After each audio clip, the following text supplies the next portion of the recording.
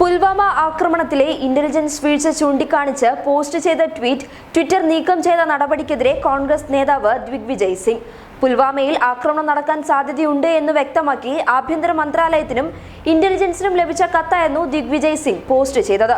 ഈ ട്വീറ്റാണ് ട്വിറ്റർ നീക്കം ചെയ്തിരിക്കുന്നത്. ആഭ്യന്തര മന്ത്രാലയത്തിന്റെയും ഇന്റലിജൻസിന്റെയും നിരുത്തരവാദിത്തം ചൂണ്ടിക്കാണിച്ച തന്റെ പോസ്റ്റ് എന്തിന്റെ പേരിലാണ് ട്വിറ്റർ നീക്കം ചെയ്തിരിക്കുന്നത് എന്നാണ് ദിഗ്വിജയ് സിംഗ് ചോദിക്കുന്നത്.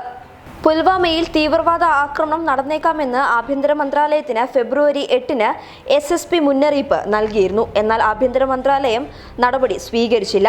ഇന്റലിജൻസിന്റെ ഭാഗത്തു നിന്നും വീഴ്ചയുണ്ടായി എന്ന് ജമ്മു കാശ്മീർ ഗവർണർ തന്നെ പറഞ്ഞിരുന്നു. IG-യും കാശ്മീർ പോലീസും IED ആക്രമണം ഉണ്ടാകുമെന്ന് മുന്നറിയിപ്പ് നൽകിയിരുന്നു. ആക്രമണം നടക്കുന്നതിന്റെ ഒരാഴ്ച മുൻപായിരുന്നു ഇത്. എന്നാൽ ഇത് അവഗണിക്കപ്പെട്ടു. അതിന്റെ ഫലമാണ് പുൽവാമ ആക്രമണം. IED ആക്രമണത്തിൽ 44 ജവാന്മാർക്കാണ് ജീവൻ നഷ്ടമായത്.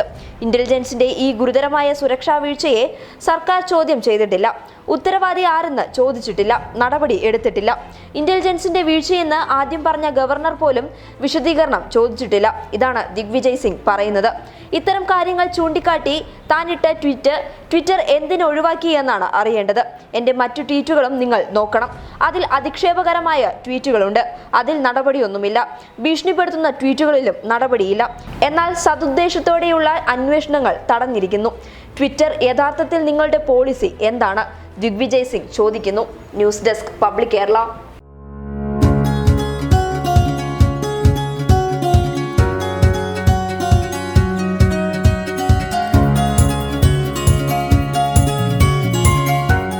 ഇനി സേവനങ്ങൾ വിരൽത്തുമ്പിൽ. ബിസ്മി home nursing service, Anangoor, Kasaragod.